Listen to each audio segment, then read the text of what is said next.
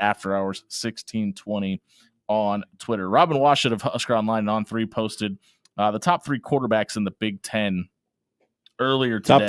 Top five quarterbacks in the Big Ten earlier today. And he has Dylan Raiola at number 3. And it got me to thinking.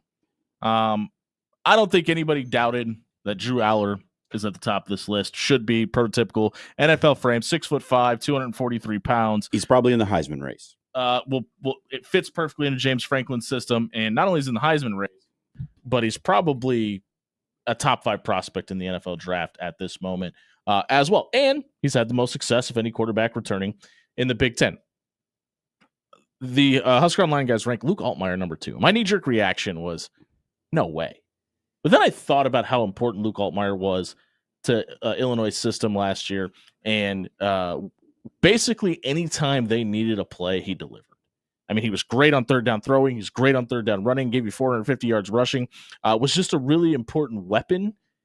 And from that standpoint of what Illinois is going to need out of their quarterback play and how important he specifically is to that offense this season, I actually think he might be the number 2 quarterback in the Big Ten.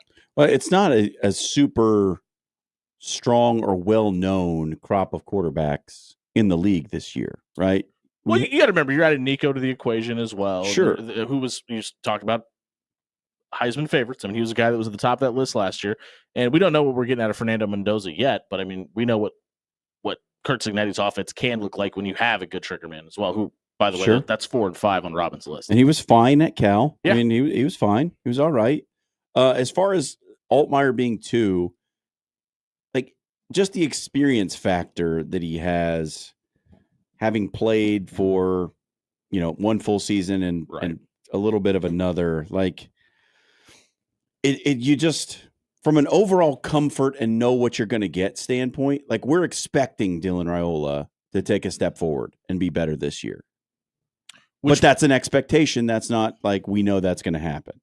Which brings me to my next point is Dylan Raiola comes in at 3rd on this list. What does it say about Nebraska's success?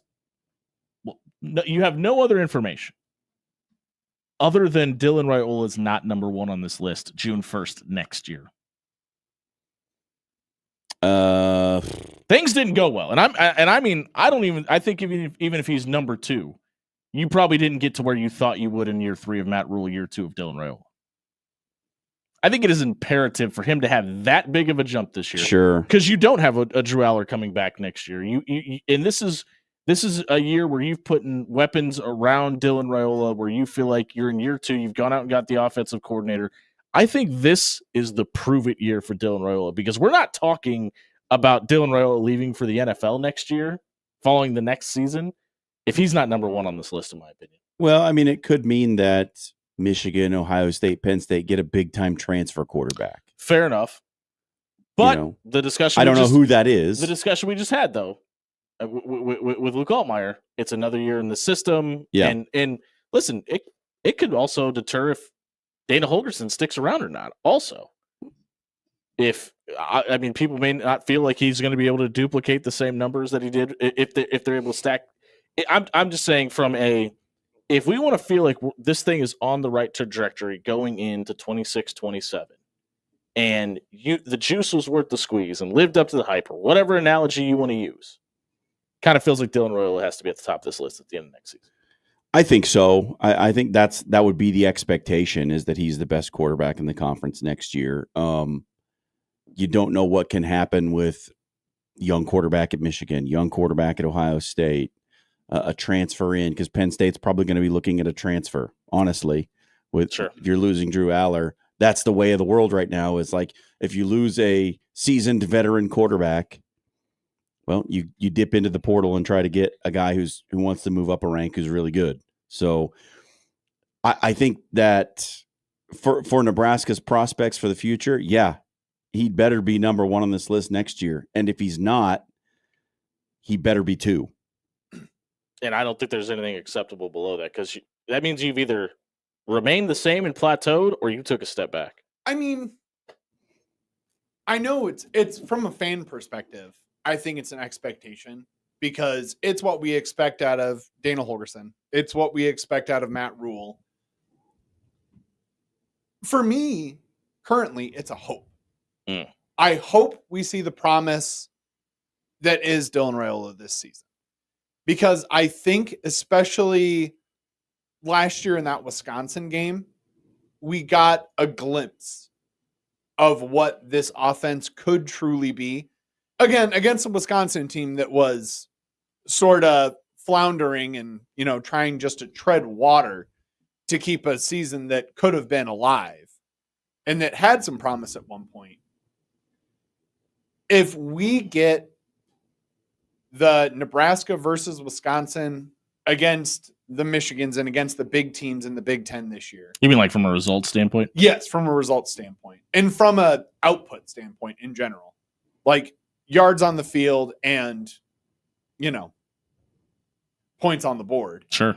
And actually getting wins. Oh, yeah. in the Nebraska win puts a column. 44 against Michigan. Dylan Raiola is probably winning the Heisman. No, come on.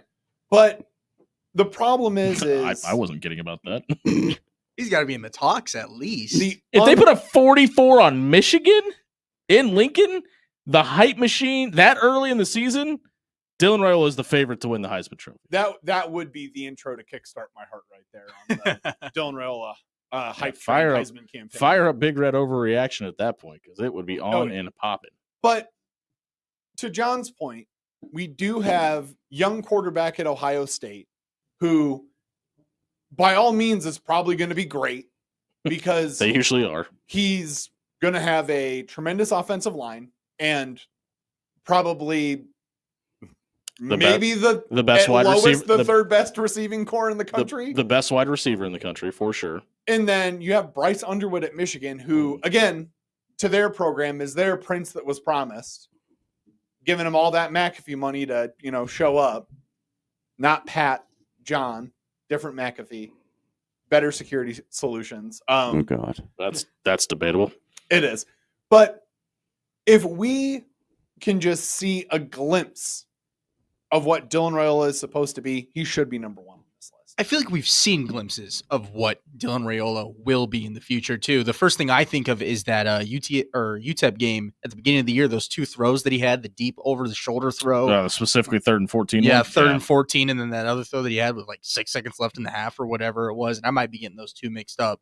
But I mean that if that is what Dylan Raiola can be, if that's one of the high points of his freshman year, imagine what he will look like 2 years, 3 years, 4 years in to this Matt Rule, Dana Holgorsen system. I feel like, we were talking about it. Jimmy said Dylan Raiola Heisman at 44 against Michigan. I feel like that is well within the realm of possibility. That's not happening, but it's without a doubt. Well within the realm of possibility, especially because Nebraska's schedule is so easy to start the year. I got to say, though, we're not waiting for 3 or 4. Not one. It's not 2 two. and we might be through. And I hope he stays. to be I hope he fair, stays. it's 2 and it might be through from 2 different perspectives. Yes.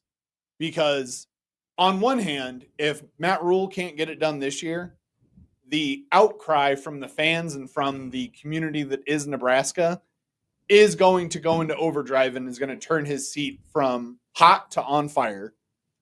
And then there's a good chance, too, that if Dylan Raiola doesn't see the kind of production that he wants this year, he'll walk. Someone will say, I don't think there's a good chance of that. $2 Dan. million. I don't think there's a good That's chance of that. an almost certainty if that were to happen. I mean, listen, listen, that's the opposite of it, right? Like, if we're talking about 44 against Michigan, Nebraska's 4-0. Dylan Raiola is never leaving Lincoln. they may train him to the goalpost to keep him for his senior season. But the opposite of the fact is if Michigan hangs 44 Nebraska and they can't move the ball, there's probably some really serious conversations happening in that camp is if we're coming back next season. I don't get that read. I don't get that read at all. It doesn't seem like. I know that he switched his commitment twice. I understand. I know. I don't even base that on that. I don't base that on that. Listen, I think if you are, I don't care if your dad played in Nebraska and you're a legacy guy and you are legitimately projected to be a first-round draft pick out of high school, like that's the trajectory of your career, and you get to Lincoln and your second year you're battling for another bowl game spot. Every single kid that comes to this program should be thinking about, well, is this a long-term plan to me? I don't care who it is. Like if that is your goal, if you feel like you have the raw talent, you're being evaluated as a first-round guy, and you're a perennial 6-6 guy every single year, and maybe the weapons that you're supposed to be getting aren't delivering for you, and you can't be kept upright because the guys in front of you, I don't know if there's anybody, even if they went to one high school their entire life, wouldn't go, man, I don't know if this is what I signed up for. Because that's the other thing. Like, people want to talk about the transfer portal and talk about guys leaving they committed to. The school and the coaches and the team has to live up to their promises as well. Absolutely, I 100% agree. But I just don't get that read from that camp. Right now, I don't either. But I'm saying if they get to that point, especially if you drop that game to Cincinnati at the beginning of the year, I think it'd be crazy not to have those talks. Listen, if Nebraska drops the game to Cincinnati, part of it's going to be because Dylan Raiola didn't play well enough. If Nebraska gets shut out by Michigan, part of it's because Dylan Raiola didn't play well enough. Sure. But he's a quarterback. He's a quarterback. That's every game. Yeah, if anything, I feel like if we lose to Cincinnati, it's going to be because of the defense, because there's so many moving parts and new pieces to this brand new system. I feel like it's going to be defense. It's going to be really good. I feel like the week one woes against Cincinnati, I'm going to call it right now, would be defense. What have I been saying all season? There's one name on this board that gets me excited every time I see that it's still there. Phil Snow. That's Bob. That linebacking core this year is going to be my jam. Stick Willis McGahee into my veins. Inject me with his energy. He's so good. That's true. Well, like, I am legitimately excited to see people's responses to Son. Like, what he did at Oklahoma and the way his tape jumps out and how he looks now. I would be really, really surprised if we're not talking about a Randy Gregory-esque impact on this defense. That's a lot. That's big.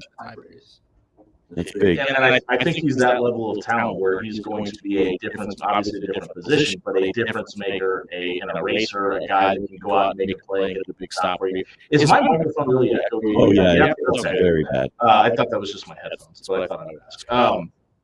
I legitimately think he's a guy that is going to have that level of impact. And to Logan's point, like Willis McGahee in that group of linebackers, like we talk about Dylan Raiola taking the next step, those guys are going to have to also to make up for the loss of Nash and Ty.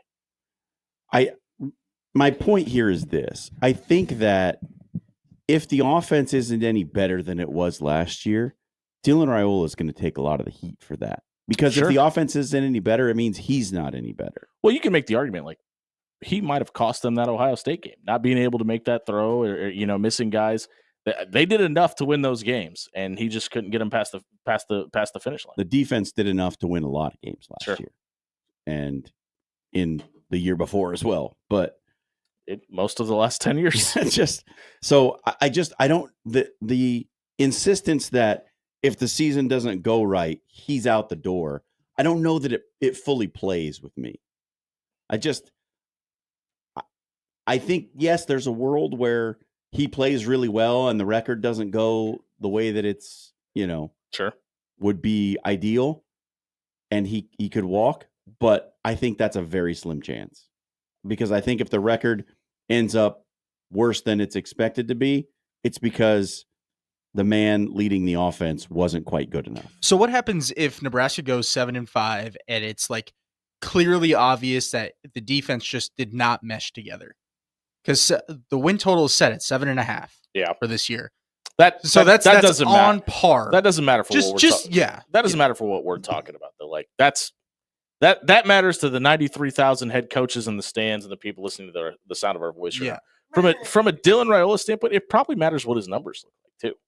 Like, absolutely. Do you feel like Dane Key and Isaiah Hunter were guys that when they come back the next season that they can get you to the next level and you feel really good? And that's why I said the 26-27 year has to be the prove it year because A, obviously he'll be eligible for the NFL draft, but B, that tells you that this season set the building blocks for what you feel could be a championship run. Yep. In which, while we're talking about now, if he's not at the top of this list next year, things probably didn't go the way they thought we thought they would. If you missed the opening segment tonight, check it out at soundcloud.com/after hours 1620. It was brought to you by Allo Fiber. Is your TV connection cutting out right now? It's probably because you don't have Allo Fiber. You need to head over to allofiber.com. They're going to run an all-fiber network right up to your house. You don't have to worry about dipping internet speeds because of your next-door neighbors. You don't have to worry about your television blinking because you don't have connection. Allo Fiber has 24/7 customer support. So if you want to add services tonight, you're going to get a live local person right here in Nebraska answering your questions and getting you set up for your internet connection, your television needs. Maybe you want a Wi-Fi extender in your house so you can get Wi-Fi all over your neighborhood. I have one on mine. You can have one in your house tonight. Check out allofiber.com and get out of the Stone Age with Allo Fiber. How did we do on our 8 teams we predicted to make the Omaha for the CWS? Super regionals aren't even over, and our bracket's pretty much busted. We'll tell you on this side of the break. 16-20 zone. Feels so fine, I can't control my brain.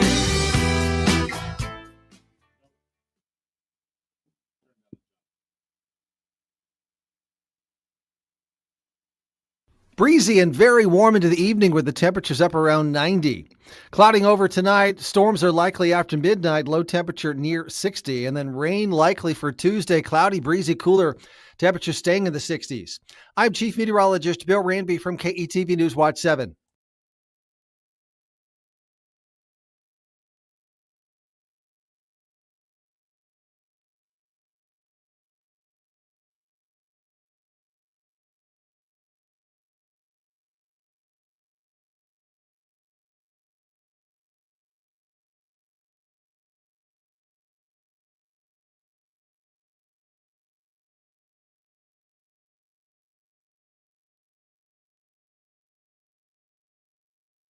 Hey, everybody. John Schreiner here for Jerry Ryan Clothing and Sportswear. Got out and played a little golf this weekend, and let me tell you what, could have really done with one of those Roan golf polos.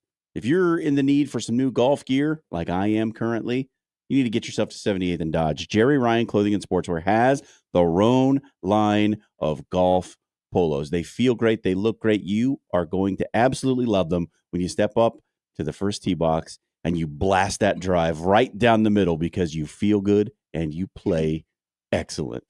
Get yourself over to Jerry Ryan Clothing and Sportswear. Check out that new line of Roan golf polos and get yourself one today. Tell them After Hours sent you. It's Jerry Ryan Clothing and Sportswear, dressing Omaha for over 50 years.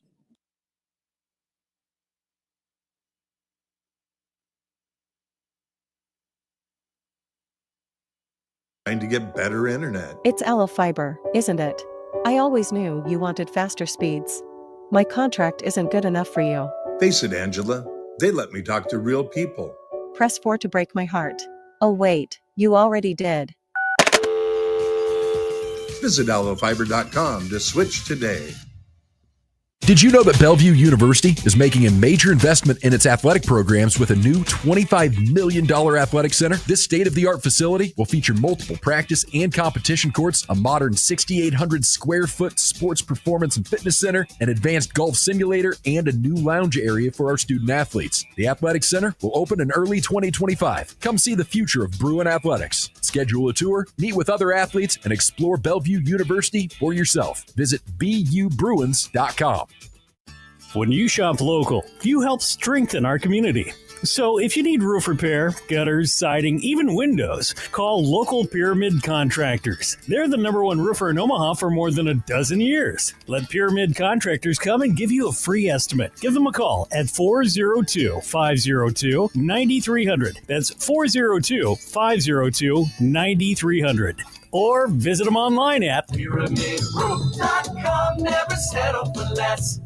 The temperatures are rising outside. Don't let them rise inside. Controlled Comfort is your go-to for all things residential and commercial HVAC. Schedule an appointment today to get your AC checked out before summer gets here. Don't forget to make sure that your filter gets changed too. Head over to ControlledComfort.com and get the details on their annual maintenance plans today. For all your home and business needs, Controlled Comfort is here to please. Controlled Comfort keeps it under control. Ready to make a positive impact in a young boy's life? Join Big Brothers Big Sisters of the Midlands and become a mentor where you are matched up with a boy in the greater Omaha area. Over 50 boys are waiting for someone like you to guide and inspire them. Visit mentoromaha.org and sign up to make a difference in a boy's life. Don't wait. Make a lasting impact today. Life is unpredictable. With seasonal storms and plumbing issues hiding around every corner, you can't predict the future, So when life happens, go with a trusted, reputable company like Paul Davis Restoration. Fire, water, mold, or storm damage can all be restored by Paul Davis Restoration. Don't live in the aftermath of tragedy. Restore your home today. Call Paul Davis Restoration at 402-553-0373 today. You are listening to After Hours with Jimmy Allen on 1620 The Zone.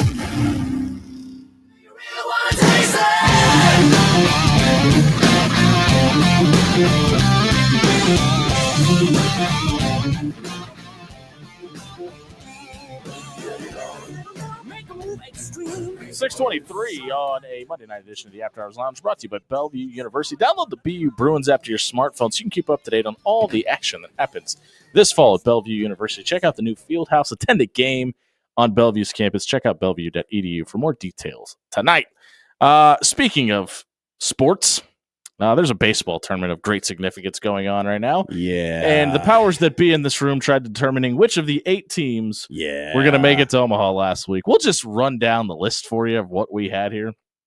You and I unanimously, without a doubt, said Vanderbilt was coming to Omaha. Yeah. Undoubtedly. I had Vanderbilt in the championship series. They didn't even appear in the championship series in their regional. The number 1 overall seed got ousted. North Carolina has won and will advance to the super regional. We were both correct about the Tar Heels. You jumped down my throat as soon as I said I had the Auburn Tigers punching their ticket to Did Omaha. I jump down your throat? Is that no. NC State, their name, their logo is on our door here in studio. They've got a presence in Omaha. They're coming out of the super regional. The Tigers are advancing to the supers. NC State is not. We both agreed that Texas had the easiest path of anybody. I don't know to that get I to thought Omaha. it was the easiest one. I thought it was easy by a mile. You thought they would play UC Irvine in their super regional. Both of those teams are out, by the way. UCLA. Irvine did make it to the championship series in that. True, but UCLA will be advancing to the super regionals. Texas will not. We both thought Oklahoma State may be the surprise upstart of this series. Almost. They got really close. Duke advances. They were able to get past Georgia as well. They're awaiting the winner of Ole Miss and Murray State.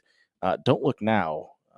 The Murray State Racers are beating the Mississippi Rebels right now. So we'll keep you up to date on scores going Those would on. be the Mississippi State Bulldogs, Jimmy. Mississippi State already got eliminated. Did they? Miss- Oh, okay. Yeah, no, My that fault. would, no, My that would be fault. the Rebels. Actually, They play at the Land Grove. Sharks? My fault. Yeah. Yeah, so put some respect on the Land Sharks. name, Lane actually. Kiffin coaches the football team. My fault. Michael Orr went there. There was a movie about it called Blindside. Sandra Bullock. Very controversial movie. LSU. Down here to Ole Miss, I'm gonna love me use some gumbo. That's Ed Orgeron, folks. That's Louisiana. Actually, at the time of the shooting of The Blind Side, he was the head coach of the Ole Miss Rebels. That's in But that Oxford. accent is That's- Louisiana. That's I in- know. that's That's in- what I'm talking That's in about. Oxford, Mississippi, where Ole Miss plays. LSU is advanced to the super regionals as well. They'll be playing Arkansas Little Rock. I'm sorry. You know what? I apologize. They have to beat Arkansas Little Rock tonight. That game will be starting here in about an hour. Let's go Trojans. No. They the winner of them will the winner of that will take on West Virginia in the supers. And then my upstart pick, I took Northeastern. They came into the season or the end of the season with a 2.92 ERA. They gave up double-digit runs in multiple games in the regionals. Whoopsie. They have been ousted. You liked Oregon State. They are currently winning. Correct? They still winning? 5-0. 5-0. Beavers Fourth. trying to roll their way to Omaha. Speaking of rolling, Dave Van Horn in Arkansas, and we're going to get into their regional later in the show as well. Absolutely dominated over the weekend as well. So those 8. What did you get? You got 2 out of 8. 3. You have the possibility of getting 4 out of 8 still. Yeah. I got 1, 2, 3. We both have the possibility of getting 4 out of 8. So half of our field is still in with the potential of still making us look half smart, which we'll take. But it's really surprising to me how chalk a year ago was. Right. All SEC, all ACC teams make it to Omaha.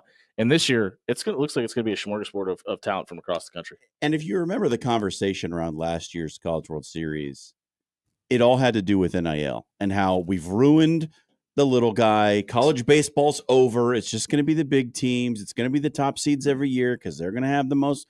And like we do this a lot, and we talk about this We a did lot it on after this the show. men's basketball tournament. We talk about this a lot about being prisoners of the moment and only like recognizing what's happened with this recency bias. And I think I try to caution everyone about that because sports are weird. Upsets happen.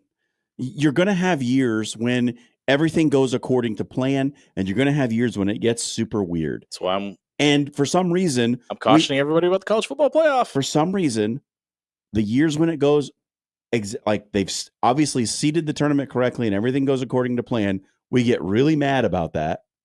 And then when it gets really weird, we're like, see, this is why we love sports. But it's just like, okay, but this is how sports happens. Like, did anybody that watched the College World sometimes it Series goes to plan and sometimes it doesn't. Did anybody that watched the College World Series last year hate the baseball involved? No, you want to know why? Because the top seeds made it and the best teams were represented. And this is what we said about the NCAA tournament too. Like, the committee obviously did a very good job of seeding the tournament. They got the teams in the right places, and the higher seeds won most of the games. Congratulations, committee. You did a great job this year. But instead, all we talk about is how we've ruined the sport with NIL, and the little guys never have a chance anymore.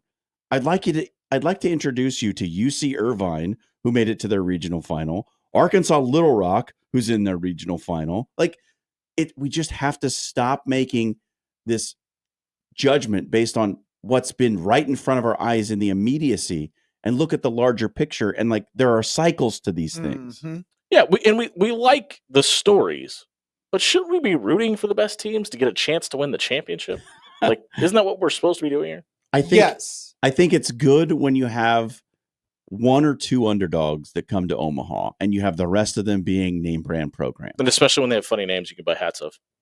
Yes, but is what I was going to say before John came in with a very good point.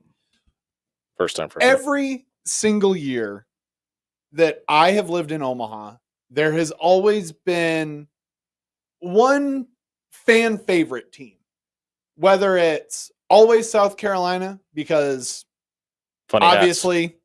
Their shirts all say Cox on them, and LSU, because their fans come and tear up the town. Make good gumbo. Literally the greatest post third game CWS that I've ever had. I was all alone. I walked by a row of RVs and they were like, "Do you want a beer?" And I was like, actually, yeah. That's why I'm walking here, folks. I was like, "Let's go Tigers." What's up? But every year it seems there always needs to be at least one or two small teams that come to the College World Series, because for some reason Omaha just wraps that team in their arms and says, "You are our baby and we are going to root for you." And it always makes a good story, especially when Wright State does the right thing, knocks Vanderbilt out, so we don't have to have the gosh dang Vandy Whistler here again this year. It's the worst. You think he's going to show up? Do you No. like the... Hold on. Are you pro Vandy Whistler, John?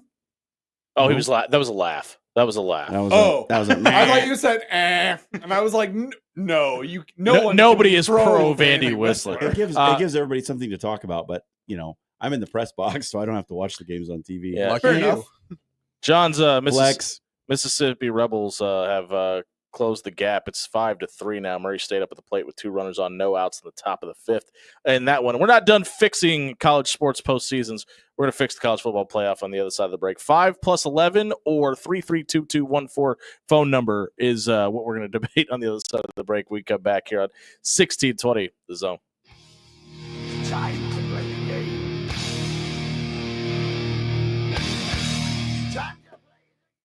Hey, everybody. John Schreiner here for Bob at Williams Law. Temperatures are heating up, and you know what that means? School is out for the summer.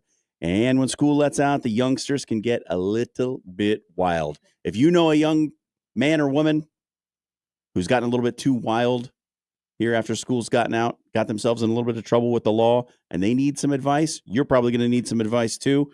You need to get a hold of Bob at Williams Law. What do you get with Bob? A free, no-obligation legal consultation. That's what. He sits down with you for the first meeting, explains your rights, goes over the situation that you're facing legally, walks you through the process, and gets you ready for the day in court. You don't have to pay him a dime for the first visit.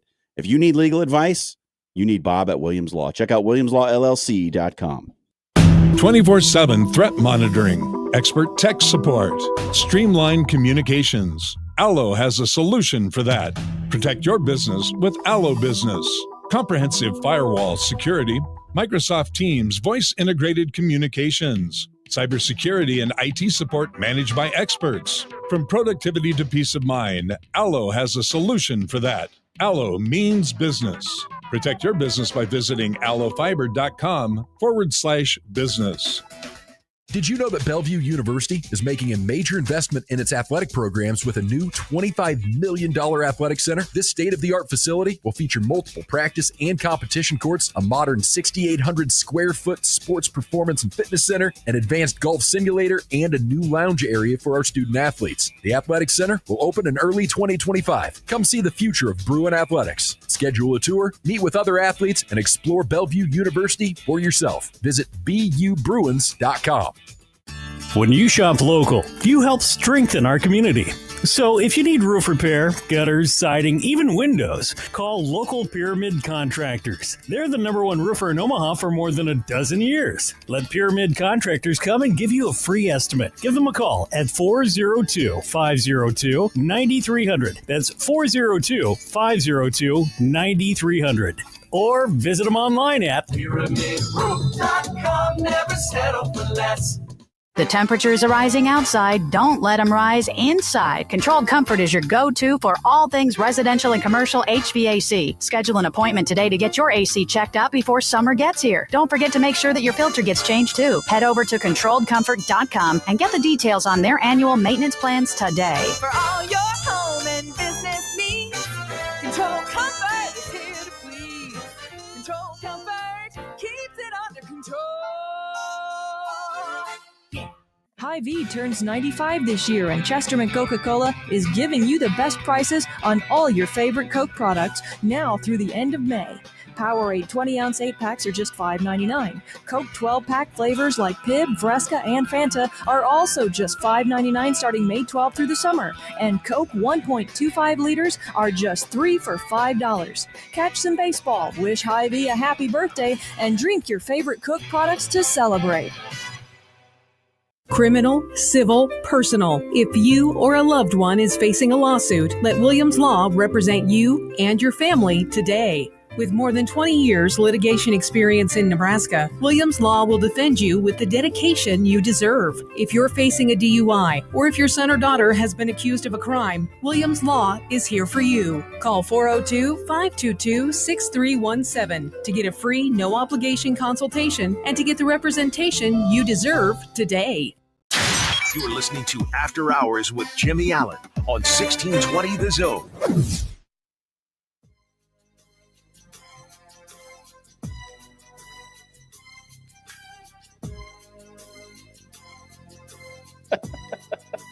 I think my favorite thing that has ever happened on the 6 years of this radio program was how quickly this song started playing when we were interviewing Creighton Prep's soccer team the other day and how fast Dan dropped the music down.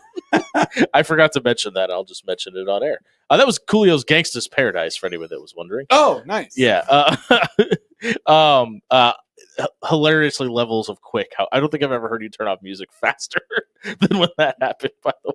It is the After Hours Lounge, brought to you by Bellevue University. If you're looking to keep up to date with all the championship action that'll happen on Bellevue's campus this fall, where they probably support Coolio, you could do so by downloading the BU Bruins app to your smartphone tonight.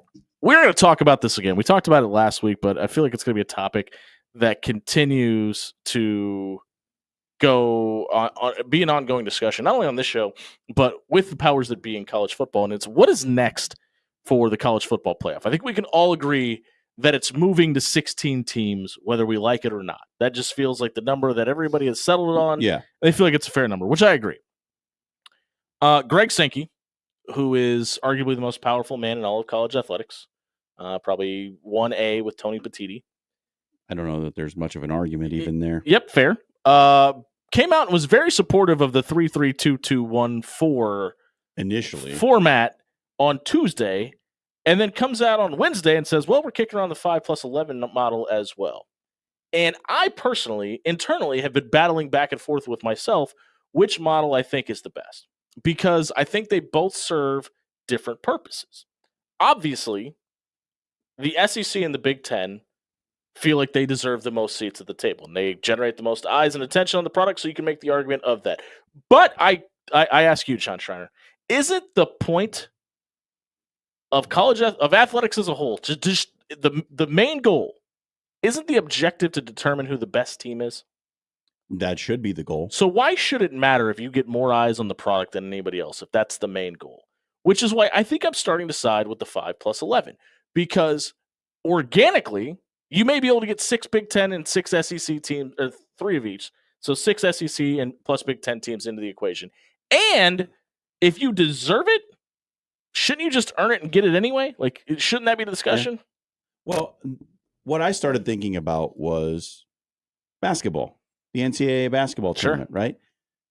Remind me again, how many conferences get 3 auto bids to the 64-team NCAA tournament? 32.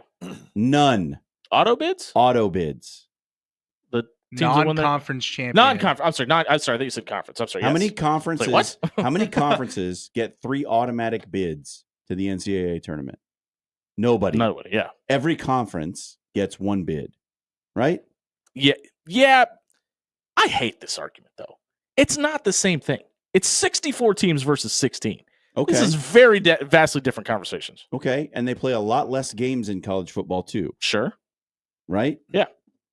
I think if you want consistency and you want fairness, every conference in college football should get 1. I agree. That's what the 5+11 does.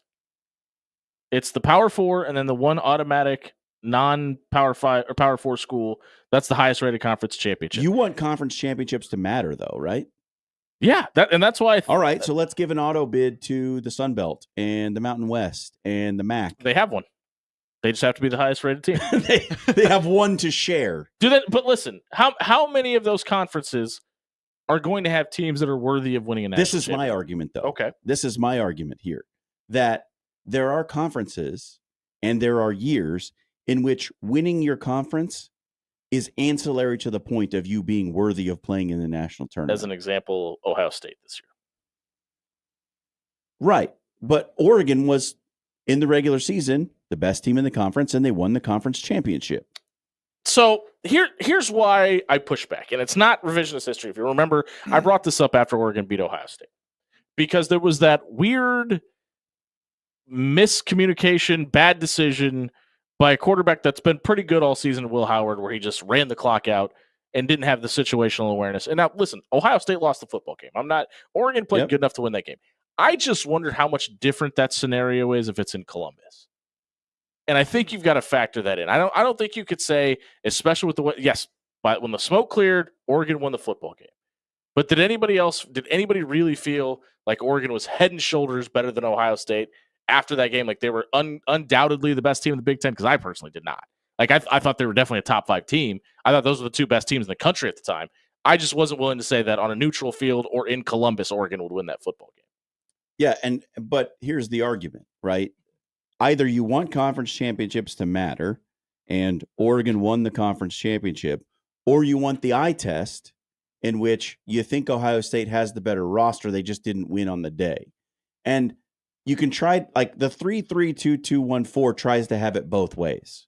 It tries to say, yeah, the conference championship matters, but also like we're better than you, right? It's this weird thing where, hey, everybody deserves a seat at the table, but you only get 1. And maybe a couple of you deserve 2. And the 5-11 model says, no. Just win, baby. Win your conference, and then we'll sort everything else out later. I think it says more than that. I think it says be competitive. You want to dance? Be competitive. Don't lose 2 football games, and you're in. But the 5-11 model, to me, mirrors what the NCAA tournament in basketball does. Yeah, I agree. You get your conference champion gets an auto bid, and we'll decide if you're worthy after that, if you didn't win your conference title. Because I think it's really insulting to what happened this year to move on to a different model. Because did Boise State and Arizona State get buys and were they given top 4 seeds? And did they not? Neither one of them compete for a national championship. That absolutely happened, right?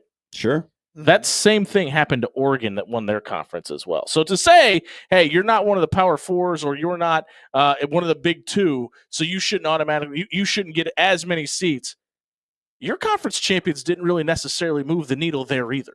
Did any conference champion win during the playoffs? But listen, at all? listen. No, exactly. I think what you're doing here, Jimmy, is you're litigating after the fact, right? Like we have the results, and then we're going back in time and saying, well, obviously this team didn't deserve a bye. Obviously this team didn't deserve a bye, right? I'm saying the opposite, actually. I'm saying I wonder how many teams want buys. We see this happen all the time in the NFL. Rust versus rest, right? Like, would you rather heal up, or would you rather play a game and be more crisp and in sync? And we don't know what a 16-team model is going to look like. Exactly. Would there even be any buys? We don't know. Yeah, and I think there would have to be, because I think you have to give some reward for a 1 versus 2. Like, there's just always been that carrot at the end of the stick about being a top 2 team, and obviously the goalposts moved to 4 this year. I think there would have to be a two. So there would have to be a basically 2-team buys. saying- But to my last point, you're now giving a team 3 weeks off if they get a bye as well. So you're saying that you think it would be like one gets a bye and there's like a play-in round. Yep. That's what I think you'd have 2 teams get a bye and 2 teams 13, 14, and 15, 2 teams have to play in. 16 Yep. have to play an extra game. Yeah. And look, none of that's been finalized. We haven't even finalized a switch to 16. Because and I think the only way that you could do 16 teams where nobody gets a bye is the entire first round would have to be a home game. And I think you'd have to give home games to the next to 2 of the next. And maybe that's the reward for being the top 2 seeds that advance too, is you also get an additional home game. And by the way, I'm all for, like, let's take Old Yeller out back and Old Yeller being the bowl system and send them off into greener pastures, and let's just have the entire playoffs be home games until the national championship game. I'd be perfectly fine. That'd be with kind of fun. It'd be great. It'd be awesome. So my mind, when I hear the 511 model, immediately goes to Great Omaha Local Band 311. Oh, well, of course. Okay. Glad we're on the same page. Shout out Union Omaha and shout out Nick Hexum. There you go. But no, my mind immediately goes to the little guys, because for the group of 5 teams, yes, you are still going to have your one automatic bid, but unfortunately, your automatic bid is probably getting taken up by quite possibly Notre Dame. Yep. If we can pencil Notre Dame out of it and leave them as a side team, because Could if they join the conference. they're basically in a situation where every single year that we have a college football playoff, as long as they don't go full booty butt cheeks mode, they're going to be in. If a group of 5 team who is not getting that automatic bid wants to make it to the college football playoff, I see this as a positive for them more than anything, because the biggest thing that we hear from group of 5 teams is, let us prove it. Let us prove it in the playoff. Yeah. That's why we expanded out. That's why we have more teams now, is so that more group of 5 teams can make it in. Well, and it's to let them have the opportunity to make more money also. When you're looking down the road, I have a feeling within 2 to 3 years, if we switch to a 16-team model, we are going to see a lot of group of 5 teams begin to schedule against the SEC, against the Big Ten, against the ACC, against the Big 12, against, whomever they can get They on want their those games schedule. anyway because they usually get paid to play them. Exactly. And they want to be on that roster, because the only way as a group of 5 team that you are going to have any consideration outside of the automatic bid is, who did you play on your schedule? How did you perform against them? And did you beat a Vanderbilt, an Alabama, a Michigan, a Wisconsin, a Nebraska, an Illinois, an Iowa? You need to have at least one big name on there and one big name win to make the it entire into Power the- 5 there for a second. I You just started wanna with get- Vanderbilt. I just thought you were going to rattle. I just want to clarify I'm just going to start naming every single team. how you're thinking about this, Jimmy. Are you in favor of conference champions definitely? Yes, Or over anything.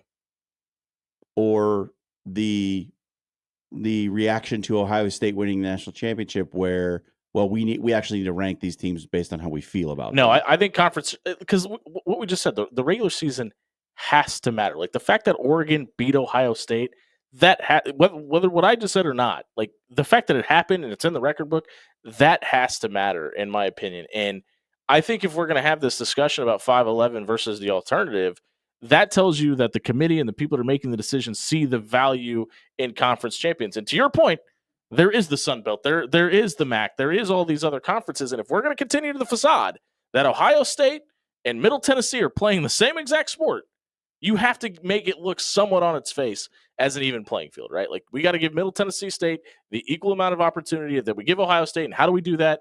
We let them win their conference championship and be the highest ranked, four of the five highest ranked champions, or in this case, 5.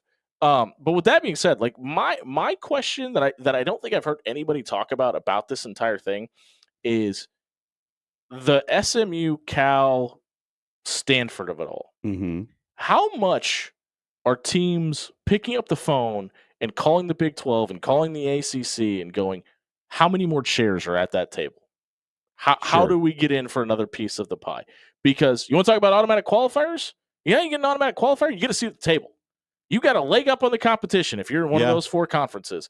And if you're Tulane, if you're Boise State, if you're one of those schools that have been on the outside looking in despite being a perennial top 25 team because you've hired the right coaches, you got to wonder how much your brand is doing for you and if it can do enough to get you into those conferences. And what does this all look like with the reformation of the Pac-12? Exactly. Are they a power conference? I'm so glad you bring that up, because that was one of the 2 things I wanted to bring up. We just saw Fresno State announce that they're leaving the Mountain West to go to the Pac-12 in the future. I think there's going to be hesitation to say yes, just because the way that's structured now, because there are so many schools without football in that equation. I don't think Oregon State and Washington State are enough. Throw Fresno State into that equation to say, yep, this is a big boy conference. But if Stanford and Cal go back. Yeah. The other thing that I feel like isn't being talked about enough. Do they want to, though? That's going to be an interesting debate. The other thing I feel like isn't being talked about enough, and kind of to John's point, talking about college basketball and how that's all set up with the conference champions and stuff like that, is what if you have a situation in football that involves 2 teams like Indiana State and Drake from 2 years ago. Drake?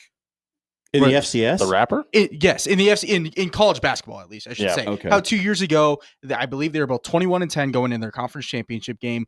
Both people could see them both potentially making the tournament. How do you deal with 2 group of 5 schools like that, where one of them gets the auto bid? You know that there's not enough room for both of these group of 5 teams. I feel like there's a way that we have to balance that out. This is the conversation. Who's on your schedule? This is the conversation we had on Thursday, and it's going to come down to the committee. It's going to come down to strength of schedule, and listen, style points are going to matter. I think you're going to start seeing starters in bye games playing well into 4th quarters, because you got to win. You got to win by a lot, because when you see a 63-0, and I don't care if it's against Northeastern Divisional III State School of the Poor, you better win by a lot, and it's shown how you win and how many games you win matter to this committee. Yeah, big Hobos fan, Northeastern State Divisional III School of the Poor. Hey, listen, if you missed this segment, check it out at soundcloud.com/afterhours1620, where you can find out which John Schreiner's favorite divisional or directional school, is at our SoundCloud page. It was brought to you by Controlled Comfort. Temperatures rising outside, hit 93 today, and Ndamukong Suh is heading to the College Football Hall of Fame. We'll talk about that in the next segment. But you don't want to hit 93 in your house unless you're wearing a Sioux jersey. Head over to ControlledComfort.com tonight. Set up a maintenance appointment with Tony and the team. Have them come out and take a look at your AC unit. Have them take a look at your heater as well. Give you peace of mind about these warm months, but make sure the furnace is going to fire up in the winter as well. Check out ControlledComfort.com. Get yourself a maintenance appointment tonight. We'll be right back, finding out what's trending on social media with Logan Mosley on 1620 The Zone. Don't act like you my friend when I'm rolling through my hands. You stuck in the friend zone. Hey, everybody, it's John here for Paul Davis. You know, the storms are coming. It's the springtime. We're heading towards summer. That's when the big storms typically roll through this area. If you got concerns about the structural integrity, maybe you're worried about water in the basement, you had some leaks in the past, you got some worries about mold building up in those downstairs areas, worry no further. Just get Paul Davis on your side. Give him a call at 402-553-0373. They can get your house fixed up to the way it was before any of that nonsense happened at your house. Water damage, smoke damage, fire damage, whatever it is, Paul Davis has got your back. Give him a call at 402-553-0373. It's Paul Davis Restoration. Look, your Philly's lonely. Your burrito? Begging for backup. Your rice bowl? Needs a hype crew. Enter Pepper Jack's new sides, gooey cheese curds, crispy onion rings, and jalapeno poppers with just the right kick. It's the flavor squad your meal's been dreaming of. Because let's be real, you deserve a little deep fried joy. Pepper Jack's. Grill loud, snack louder. Pepper Jacks Grill. Famous Phillies, so much more. Pepper Jacks Grill. Did that trash recycling truck roll by your house without stopping again? Hi, I'm Megan with Papillion Sanitation. At Papillion Sanitation, trash and recycling is our passion. From residential to commercial, we've cleaned up Omaha and surrounding areas for more than 30 years. So if your home or business needs reliable, friendly, trash, or recycle service, check out papillion-sanitation.com today and see how our customer service and professionalism can't be matched. Head over to papillion-sanitation.com to upgrade your trash and recycling service today. It's golf season, and Jerry Ryan is your one-stop shop to get out on the links this summer. With options from Johnny O, Roan, Peter Millar, and Mizzen and Main, you'll be the sharpest dressed guy in your foursome. Stop in and let John, Dan, Jake, Deanne, and Monir the Tailor get you ready for the golf outing circuit or your big wedding this summer. At Jerry Ryan's, we bring out the best in you. Life is unpredictable, with seasonal storms and plumbing issues hiding around every corner. You can't predict the future. So when life happens, go with a trusted, reputable company like Paul Davis Restoration. Fire, water, mold, or storm damage can all be restored by Paul Davis Restoration. Don't live in the aftermath of tragedy. Restore your home today. Call Paul Davis Restoration at 402-553-0373 today. Hy-Vee turns 95 this year, and Chesterman Coca-Cola is giving you the best prices on all your favorite Coke products now through the end of May. Powerade 20-ounce 8-packs are just $5.99. Coke 12-pack flavors like Pib, Fresca, and Fanta are also just $5.99 starting May 12th through the summer. And Coke 1.25 liters are just $3 for $5. Catch some baseball, wish Hy-Vee a happy birthday, and drink your favorite Coke products to celebrate. Smokey the Bear. Then you know why Smokey tells you when he sees you passing through. Remember, please be careful, it's the least that you can do. What you desire, don't play with matches, don't play with fire. After 80 years of learning his wildfire prevention tips, Smokey Bear lives within us all. Learn more at SmokeyBear.com. And remember, only you can prevent wildfires. Brought to you by the USDA Forest Service, your state forester, and the Ad Council. Criminal, civil, personal. If you or a loved one is facing a lawsuit, let Williams Law represent you and your family today. With more than 20 years litigation experience in Nebraska, Williams Law will defend you with the dedication you deserve. If you're facing a DUI or if your son or daughter has been accused of a crime, Williams Law is 522-6317 to get a free, no-obligation consultation and to get the representation you deserve today. Now back to After Hours with Jimmy Allen on 1620 The Zone.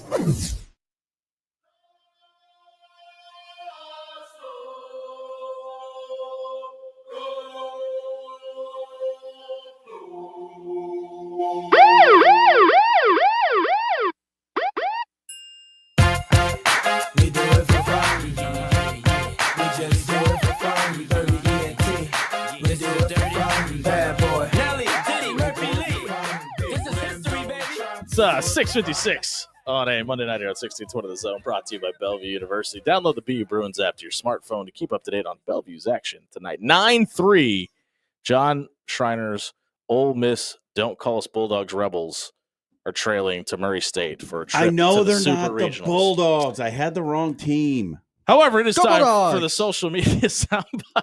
Not so fast. Where Logan Mosley is in for Dan Campion tonight, running the traffic as Dan just stands around and does what he does best. Looks pretty. You're really going to do this to me, the guy who gets all the mascots right?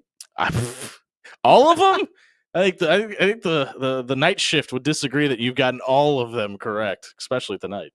Logan, I just accidentally closed out of the stream. I'll be back in a second. So add me back after you ask this question. No, all good. Yeah. So Yeah, we're not doing questions. We're doing social media. Oh yeah, soundbite. sorry. Yeah, there you go. All right. I don't know. Maybe you got I'll a go. question. Bulldogs, Jimmy. Maybe you got a question. He's been a segment ahead this whole time. Can you confirm that he doesn't have a question? No, I don't have a question. All right. We're going to listen to this Young, clip curious mind. for today's social media soundbite. Nice setup. This is the part of the show where you push play.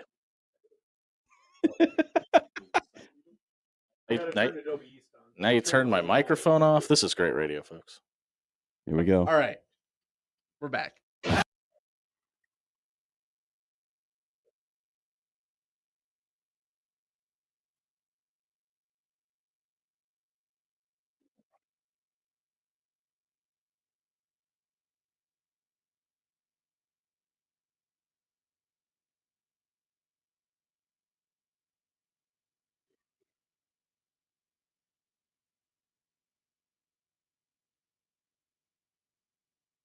So that was John Brinkus from Sports Science on ESPN. He tragically passed away at 53. Give me a percentage on how you thought his last name was pronounced. Not like that. Yeah, you nailed it. I was. Just, I did? You Actually? you just clearly didn't have a whole lot of faith. No, in I yourself. did not. Yeah.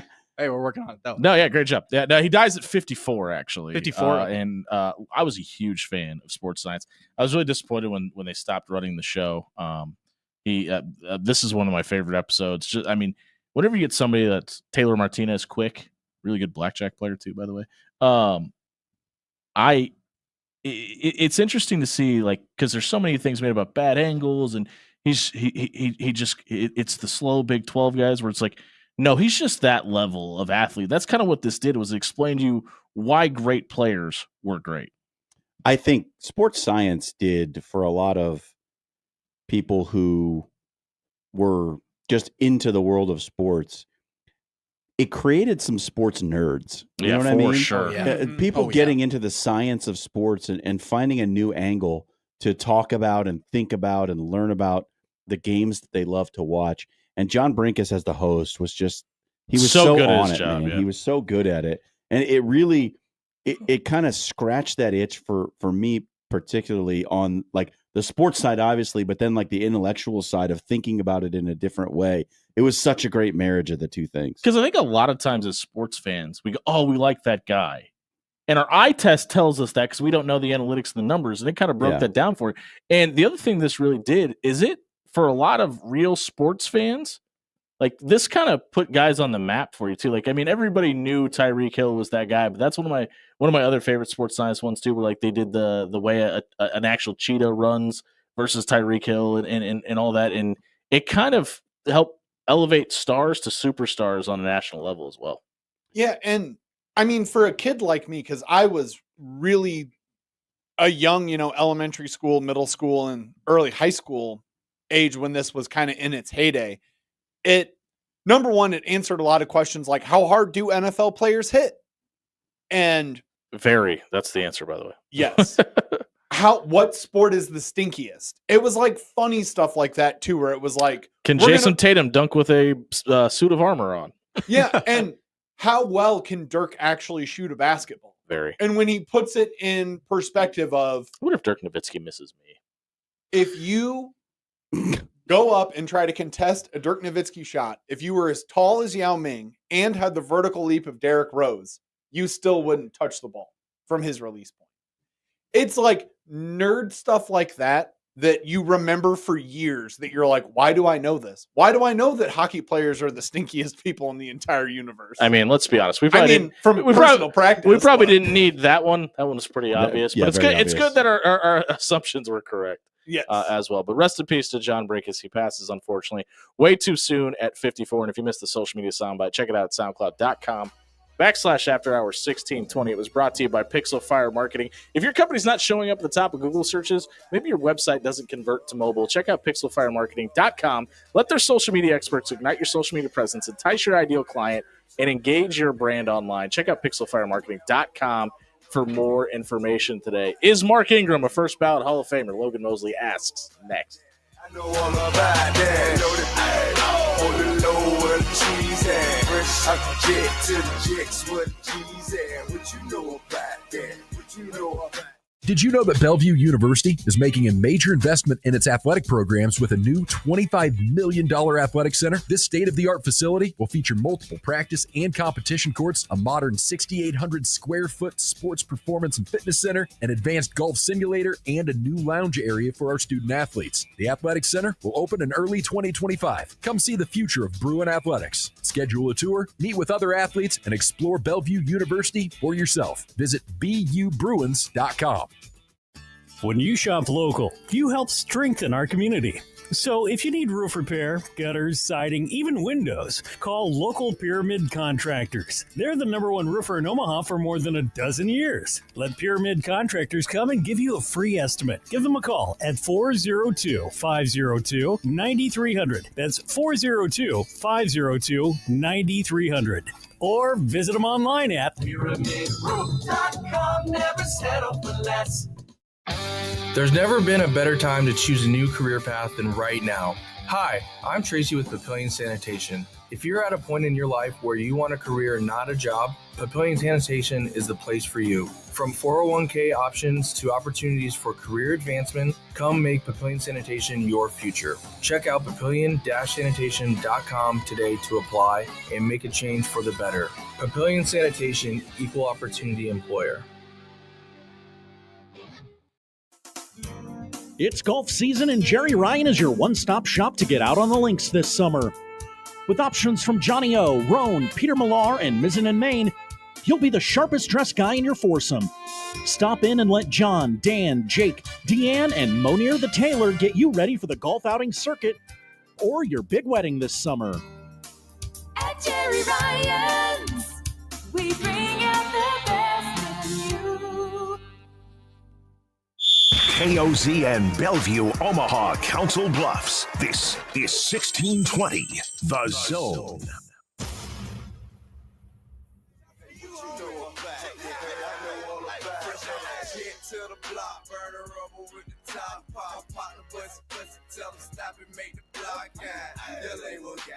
It's 7 o'clock on a Monday night here at 1620 The Zone, brought to you by Pyramid Contractors. Over a decade of being #1 in Omaha doesn't happen by accident. Keep the trend going. Head over to pyramidroof.com and vote for Pyramid Roofing to be the best in Omaha in 2025. Logan Mosley is in for Dan Campion for Buy or Sell tonight. Logan, what do we got? All right. First and foremost, Mark Ingram, Cam Newton, and Robert Griffin III, along with a little guy named Ndamukong Suh. I don't know if you've ever heard of him. I would not call him that. They are up for the College Football Hall of Fame. They are one of, I believe, 73 players, 79 players, somewhere in the 70s. Coaches and players. Coaches and players. Yep. Yes, thank you for that. To be in this first class as we start to go and get through this, do you see that any of these guys, Mark Ingram, Cam Newton, Robert Griffin III, and Ndamukong Suh, first ballot College Football Hall of Famers? Yeah, I think these guys are the no-brainers, right? I mean, you're talking about 2 Heisman Trophy winners, the most dominant college football player in his season. 3 Heisman Trophy winners, the most dominant college football player in his season. Without a doubt, all 4 of these guys should be in. Yeah, no disagreements. They're all first ballot, no doubters. They should all probably be unanimous College Football Hall of Famers. Yeah, the only one that I kind of hesitated on was Mark Ingram. Then it's like, yeah, but he won a Heisman. He won either the first or the most recent, or not most recent, but he started off that stretch for Alabama. Alabama, yeah. You know what I mean? And that's the difference between our generation and the Mark Ingram generation. So I was coaching 9-year-old football the season that Mark Ingram won the Heisman Trophy. And I remember the kids on my team being like, Mark Ingram is the greatest college football player of all time. And I was like, this is just the difference in generations right here. I wouldn't say that. Even when he won the Heisman, they'd never seen. Right, exactly. Yeah. It's all. You had Suh, though. I think it was so obvious that it was Suh. Yeah. Let me tell you about a guy whose name is Adrian Peterson. You're not going to believe what this cat could do on the football field. I'll tell you about a guy named Why did Bobby Boucher join the radio show? I don't know, but apparently it's one of my many voices. Streaming it, me back. I don't know what's going on. What else we got? All right, number 2. Jack Caglione has played 20 games in the minor leagues and has already been called up to the Kansas City Royals after 2 weeks with the Storm Chasers, by the way, which was quicker than Bobby Witt Jr. Hit enough home runs to do it. Oh, he did a great job. Buy or sell, young Jeffrey Allen Caglione is ready for the big show. It's Caglione, first of all. Secondly, Caglione. I buy, and it's for a couple reasons. Kansas City's lineup is struggling really bad right now, and they need the hitting power. Not even just the hitting power. They need guys that can make contact, and that's something they're severely struggling with as they're going to make a late season push for the playoffs. I don't know if he's necessarily ready. I think he's needed at this point, though. Anybody watch Jack Caglione at the College World Series? He's a good baseball player. He was really, really Plays good. He hit a few home runs. This baseball thing might work out for him. Yeah, he's Okay, let's not all hop on his jack. He wasn't that good. Pretty damn He was good. only just jacking the ball out of the stadium I was every gonna say. single game. So, Dan, of your famous takes, this might be one of the worst, but okay. no. Mike Trout. He's ready. I think he's ready. I think it's time. He had his stint in the minors. Kansas City needs the help. Now's the time. Yeah, he is easily ready. He's seen a piece of what he's probably going to get in the majors pitching wise, and he's handled it extremely well. Love the fact that in the they always put out the little video. Yeah, call him into the manager's I'm glad you office brought and this stuff up. like that. I love that his first reaction is, "Oh crap, I got to call my dad." Well, it's not like he clearly gets emotional about it. And there's so many people in line. They're like, he knew he was going to the majors. This is all acting. It's like, athletes are people too. He's never been a Major League Baseball player before. This is still a big deal. Yeah, it'd be like imagine for me, it's like imagine if Nike called me and I'm surprised they haven't yet. Out of the blue, and they were like, "Hey, we need you to be our CEO." I would probably cry on the phone. Yeah, I mean, most people would. It's It'd be like, generation imagine. changing money. Hey, Jimmy Allen, you're now the head coach of the Nebraska Cornhuskers. Bang! I couldn't crap. do that to my close personal friend Matt Rule. What else? 1 and 11. What else we got? All right. Number 10 and 2 3. right there. We're not We winning know one. the NBA on TNT is coming to ESPN. Gotta Boo! Sorry, go ahead. hate it too. Don't worry. But when Ernie Johnson signed off on Saturday, it was one of those things where it's like, this is really the end of something that everybody would watch. And I mean, when I say everybody, I mean people would watch clips of Charles Barkley and Shaq talking about just whatever goes on. Did this feel like the end of an era? Not only, and I would argue, not only in sports journalism, but just in sports as a whole. I think you were asking buy or sell that this felt like the end of an era. I'm gonna assume that was the case. Yes. I buy, and here's why: it's not like this is going to be the group going forward. You're gonna have guys like Stephen A. Smith coming up and grabbing the headset. They're gonna make room for the ESPN NBA personalities because it's their show now, and it really feels like How long before Perk makes an appearance? minus 42 seconds. Like he's probably going to be on set first day. Which that's not necessarily a bad thing. I don't want Stephen A. Smith on my TV more. I'd be fine with Kendrick Perkins. But it kind of felt like those guys, Ernie Johnson and Shaq and Chuck and those guys, had control over that show. That's not going to be the case when they go to work for the House of Mouse. There's going to be probably a lot more red tape and things that they have to approve. And they're not going to be able to go over. Like, they go over all the time on TNT because you can just push back the Wizard of Oz to the next half-hour break. You've got SportsCenter and things that are ready to go. Scott Van Pelt sitting back and ready in the studio and things like that. So they're going to have a lot of struggles probably out of the gate, not only with it probably not having the creative freedom that they had before, but also with timing and not being able to ad-lib and freelance as much as they want to. Here's what I wonder. Those guys also did studio shows for the NCAA tournament on TNT. There's no way they're going to be able to do that. Well, they won't. No, they're contractually, there's no way they will be able to do that. That's like, because you know me, I don't pay much attention to the NBA. That's where I'm going to miss them the most. Having Chuck and that crew and Shaq and Ernie on set talking about the NCAA tournament is fantastic. It's a huge loss for Turner. Fabulous. And to lose that, that's what I'm going to miss. So do you think it felt like the end of an Yeah, era? it definitely Okay. did. Felt like the end of an era. Logan wanted to know the answer to this question. Yeah, Ernie Johnson. I mean, hats off to him because he is truly the only person. He struggled to keep together last night, man. I don't blame him. That was hard to watch for me, He too. is literally the only person who is allowed to close that show. Oh, yeah, without a doubt. If I had heard Kenny, Shaq, or Chuck say a single word during Ernie's sign off, I would have probably physically thrown my TV out of window. As opposed to mentally throwing it out the window? Yes, you laugh, Logan, but Ernie Johnson is that program. Well, and I know. Screw Kenny, screw Chuck, screw Shaq. I think Ernie is.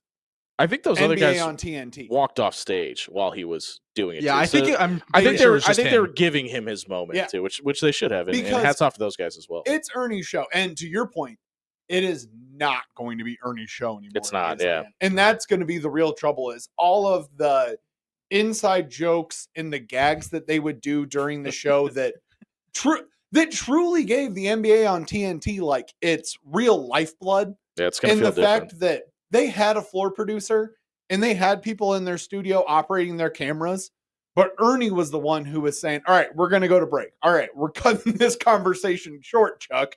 You can't keep talking about the big women of San Antonio. It was moments like that that made it actually feel real. And it didn't feel like you were watching people analyzing basketball. It felt more like you were watching like four of your buddies at the barbershop be like, no, LeBron, no, right. Jordan.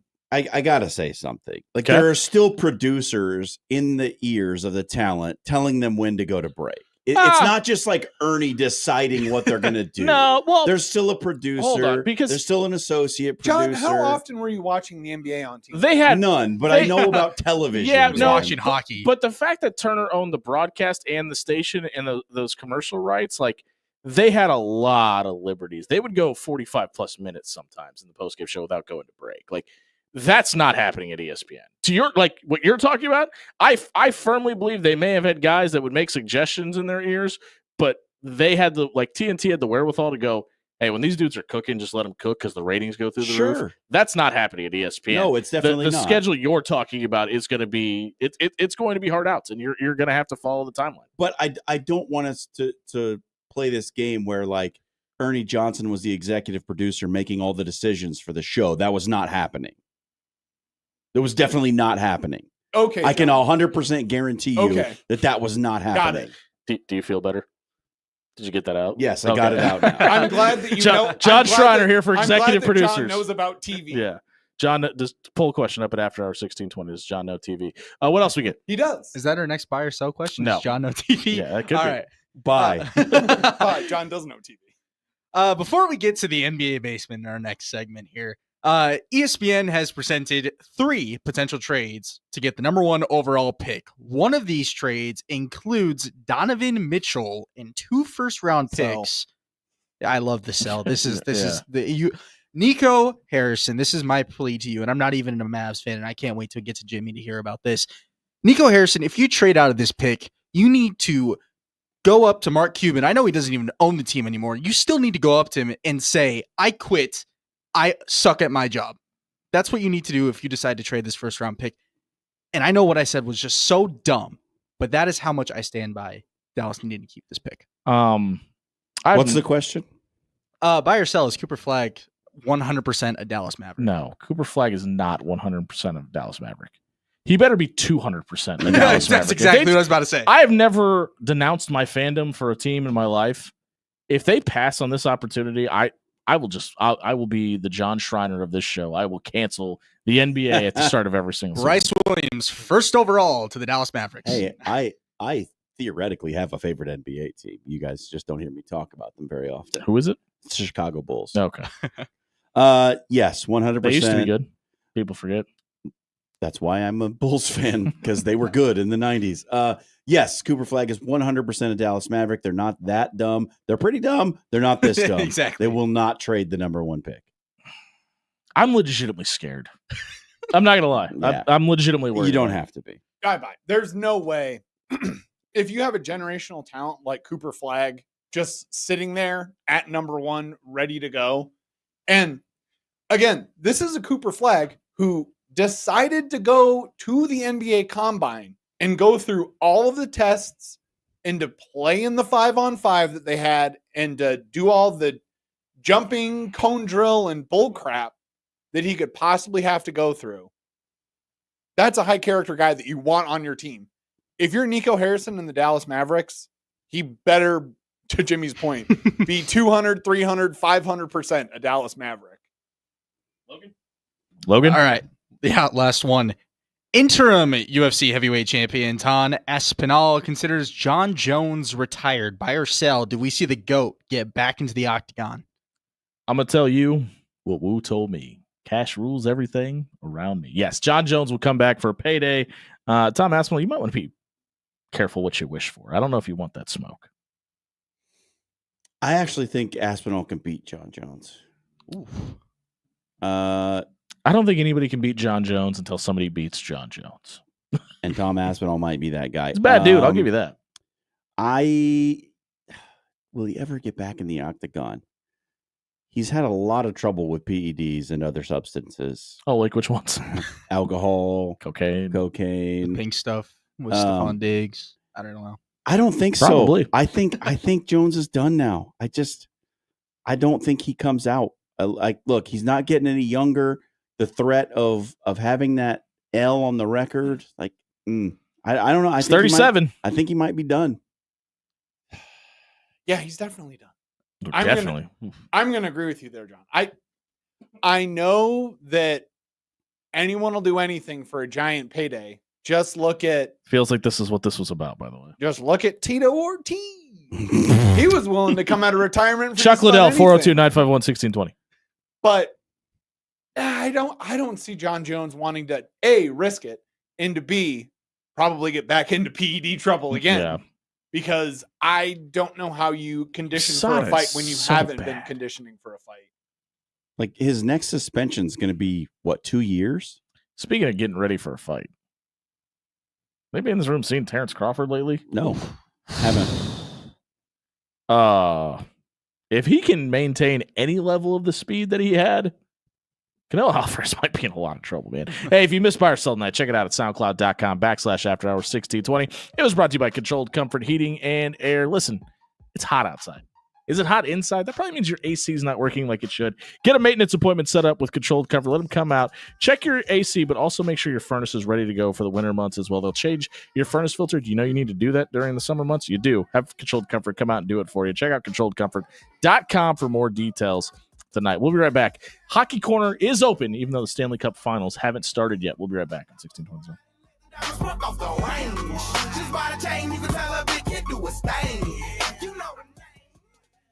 Hey, everybody, it's Jimmy Allen here for Bob Williams with Williams Law. Listen, we've seen an uptick in the Omaha area of kids getting in trouble in private parking lots, doing donuts, doing things kids do.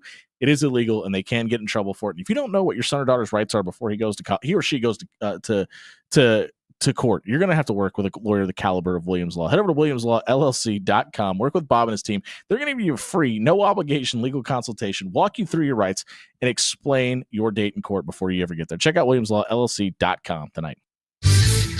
Your Omaha area forecast from the Godfather's Pizza Weather Center and KETV News Watch 7. Breezy and very warm into the evening with the temperatures up around 90.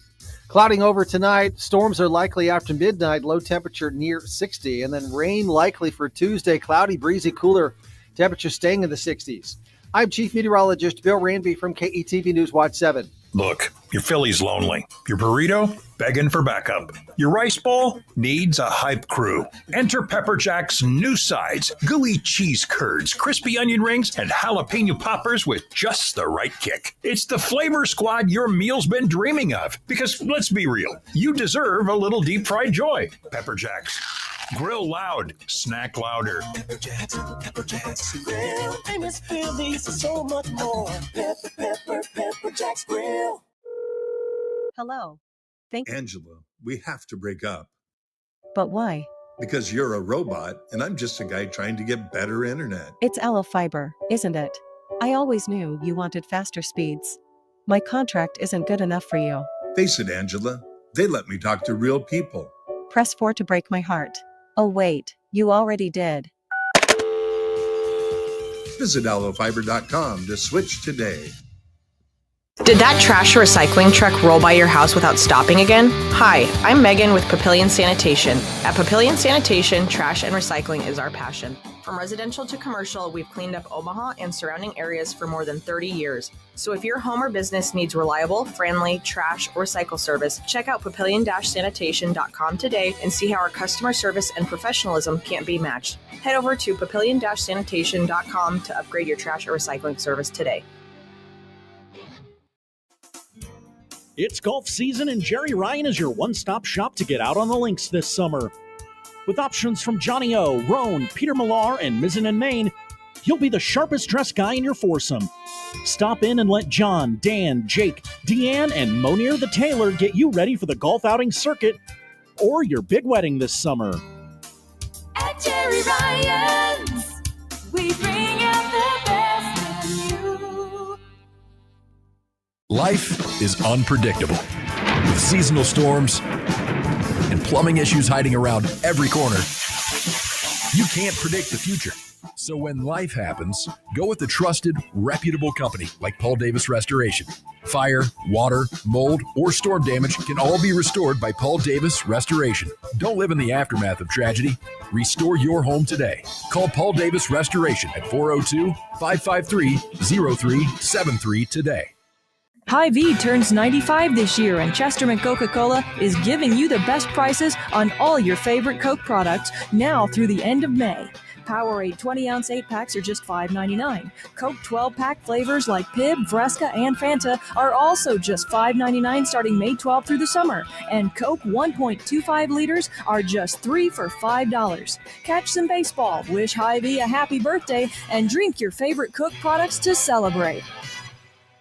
Criminal, civil, personal. If you or a loved one is facing a lawsuit, let Williams Law represent you and your family today. With more than 20 years litigation experience in Nebraska, Williams Law will defend you with the dedication you deserve. If you're facing a DUI or if your son or daughter has been accused of a crime, Williams Law is here for you. Call 402-522-6317 to get a free, no-obligation consultation and to get the representation you deserve today. You are listening to After Hours with Jimmy Allen on 1620 The Zone.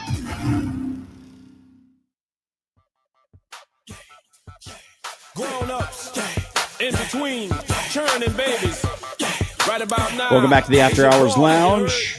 This hour brought to you by Pyramid Contractors, #1 in Omaha for over a decade. If you need roof work, if you need siding work, if you need gutter work, you need to check out pyramidroof.com. Time now for the hockey corner in the basketball basement. Pull up your chair, drag it over into the corner. It's where Dan and I are waiting for you. Join us. We're going to talk a little hockey.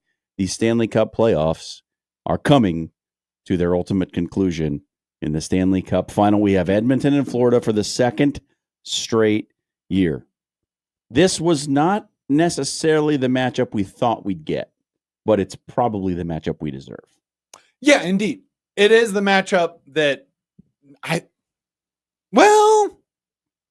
can we say 50% the matchup we thought we would have?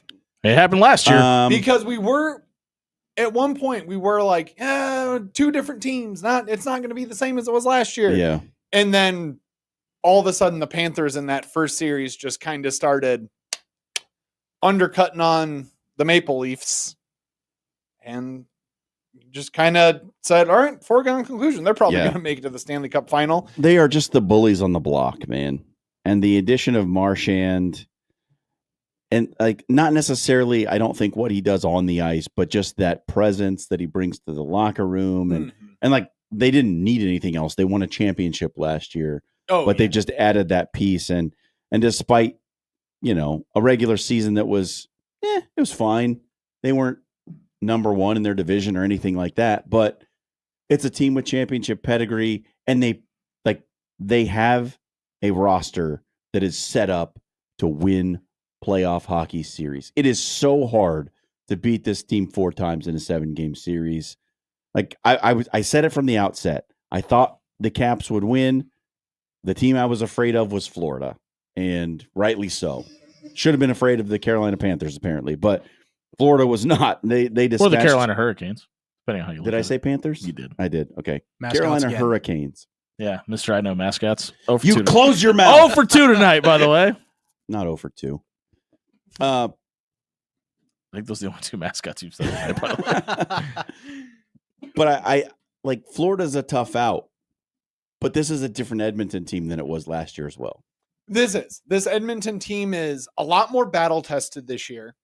They had that weird slump kind of in the middle of the regular season where it just seemed like they couldn't skate. They couldn't get over themselves. It just seemed like every time they had the opportunity, they were just tripping up, and came together at the end of the season, just kind of piled it in and packed it in and said, we have to be better than we have been. Well, and made it to the playoffs and had their early stumble and ripped it up. Jimmy was gone. They were down 0-2.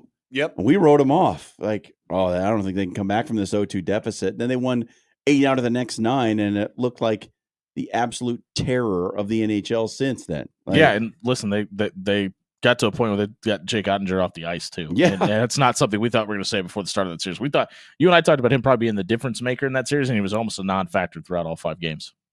Edmonton they've got it rolling. Like, I am super excited for the Stanley Cup Finals for this reason. The rematch, the revenge factor, and plus the way these two, it's such a clash of styles of the way they want to play. This is going to be fun.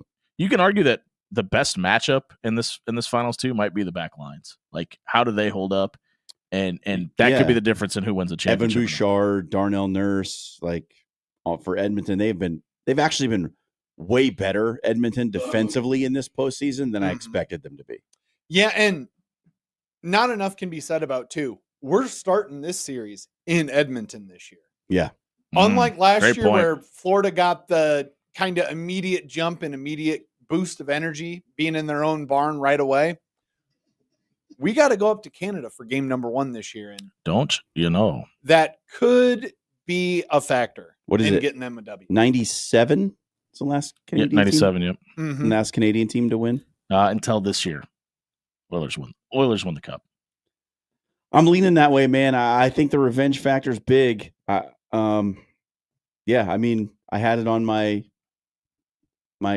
lower third last week, temporarily supporting Edmonton. I think that look, I think if this is going to be a close series, I could see it going 7. I think Edmonton finds a way to win it. I think this is going to be the year too that both of these teams are more evenly matched this year than they were last year. The improvements that both teams have made in, whatever regard you want to say that the Panthers have actually had to make any improvement over being the Stanley Cup champions last year, the slight improvements that they have made are in almost direct contrast with the same exact improvements that Edmonton has made. So it'll shape up to be an interesting series in that regard. Vegas has it being a very close series as well. Oilers with the favorite to hoist the cup. They're minus 115 favorites, but the Panthers are minus 105. So, I mean, it doesn't get any closer than that, really. Yeah, and I would be amazed that this series doesn't go 7 games. The talent level is that high. These teams are both the 2 hottest teams in the league right now. I mean, if it doesn't go 7 games, I'll be surprised. Dan, tell them where Game 7 is. Edmonton. That's right. That's in Canada. Canada. Don't know. Home ice advantage might be the only difference between these two in this one. You know, it's not in Canada. Indianapolis. No, clearly. And, not only do the NHL Stanley Cup Finals get started on Wednesday, the NBA Finals get started on Thursday. That one will be starting in Oklahoma City with the 68-14 overall Oklahoma City Thunders winning the West, and the 50-32, not as good of a record, Pacers winning the East. Shai Gilgeous-Alexander is playing like the best player in basketball right now. Also from Canada. This is where I'm going with this. Thanks, Logan. But Tyrese Halliburton has had the hottest hand down the stretch. I think the Thunder have the best team. I think the Pacers are the hottest team. This is almost the irresistible force meeting the immovable object at this point. So it's going to be really interesting to see how this goes. And I think it's really important. Shai's averaging 33 points a game, by the way. Yeah. That's good. I think it's going to be really important how quickly Indiana can come out of the blocks in Oklahoma City. I think if they lose both games, I think you should probably pack your bags, Indianapolis. But I think they have to steal at least one of these games in Oklahoma City. I want to give you a fun stat that I heard today, Jimmy. We like fun stats. That is in regards to this Indiana Pacers team, because it directly correlates with how well I think they can actually do in this series. Does it involve Aaron Nesmith? Because I think he's the the main factor in the series. Close. Okay. But no cigar. They are 8-9. That is 8 wins and only a single loss.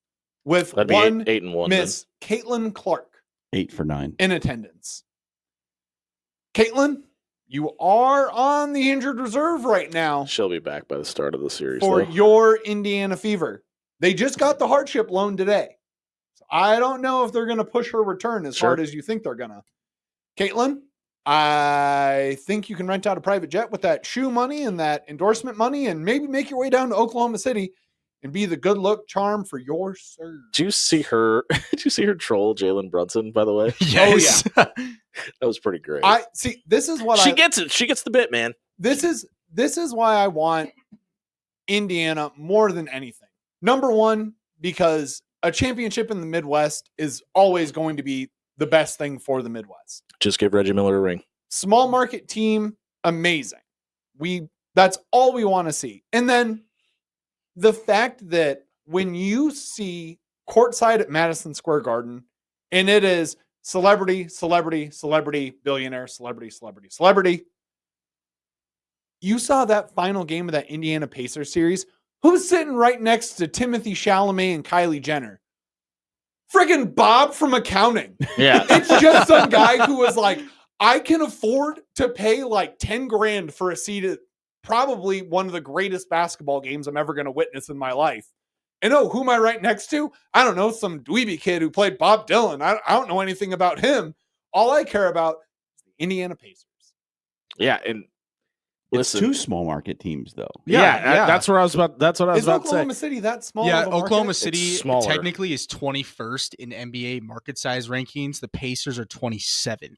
And there's advanced analytics I've seen with that and how they determine that. I think it's done through Box Office Sports or something like that, and how they figure out how those regions are divided up. But technically, yes, this is the bottom third of teams with the scale, the market size competing in the finals. Move the Hawks back to St. Louis. Do the right thing. But I'm going to be really intrigued about the TV ratings for this because no, it's not the Knicks. No, it's not the Lakers. But there seems to be legit intrigue around the young Thunder players, around Shea, around Chet, and those guys. And Tyrese Halliburton has kind of developed this following over this playoffs as kind of the star of the show in the NBA playoffs throughout this run. So it's going to be really intriguing to see how these numbers come back and if they're able to compete with the bigger markets to see if we really need to worry about if Giannis Antetokounmpo needs to go to LA or if the NBA could survive with him in Milwaukee.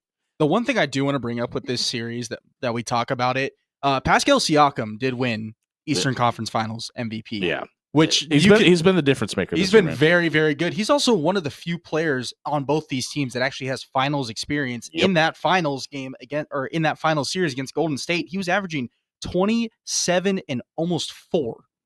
That's not like gonna blow your mind numbers like 33 with Shea, but that's he's gonna need more really, than 4. really he's good. gonna need more than 4 in the series to win this one. He's not there. Also, he's not their 2019, 5, but he's gonna need to be a force on the rebound for sure, glass. especially with Chet Holmgren and having to try and I see Dan's eyes go red. Your boy, Chet Holmgren. It's just interesting with Indiana. Like before the playoffs started, you wouldn't have said they had a true superstar on the roster, and now you can argue they have 3. It's just like they have become something more than the sum of their parts over the length of the playoffs.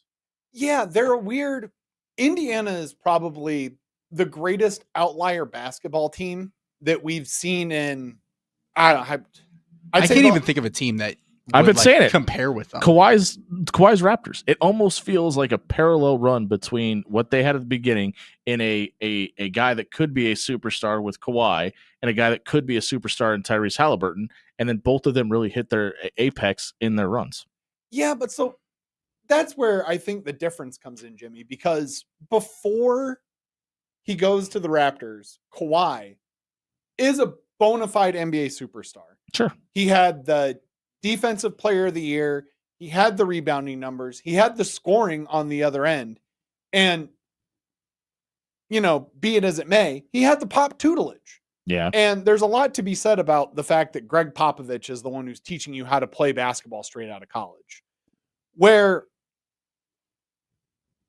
it's really those Spurs teams. Those are the last teams that we've seen. Tyrese Halliburton's been an NBA All-Star 3 times too. So yeah, but the Spurs teams are the last teams that we've really seen who have really played what I would still consider, in general, old school basketball, where it is no one is bigger than the name on the front of the jersey. It's share the ball. Pascal Siakam is your Eastern Conference Finals MVP. Mm-hmm. That means something to that team to say, yes, we do realize that Tyrese Halliburton is our number one. He is our star. He is the guy that we are trying to get the ball to in crunch time. But anyone can get it. It does not matter who gets it. And Tyrese Halliburton said as much in the post-game press conference. Because, they asked him, they have to try to get that clip and say, oh, how do you feel about Pascal, being in the Eastern Conference Finals MVP? And he was like, I love it. We keep winning. I don't care. I don't care how we win. I don't care when we win. I just want to win. Waiting for somebody to go, man, screw that guy. I wanted to be the MVP. Yeah, he did step up getting ready to receive that trophy. You can find the clip. He takes a step up. He's ready to do it, almost like the Lightning McQueen from Cars running through the sheet or whatever. What a and then he reference. realizes, it's Pascal. Maybe I'm showing my ignorance about the NBA here, but the Oklahoma City Thunder are paying someone named Isaiah Hartenstein $30 million. Yes. Isaiah Hartenstein's pretty good. I mean, is he $30 million good? No, but he's pretty good. And the NBA is $30 million. Chet Holmgren's making 10. Well, Chet Holmgren's on for now. Yeah, Chet Holmgren's is his making extension this offseason, or is it next Chet offseason? Holmgren's making 10 until the end of this series.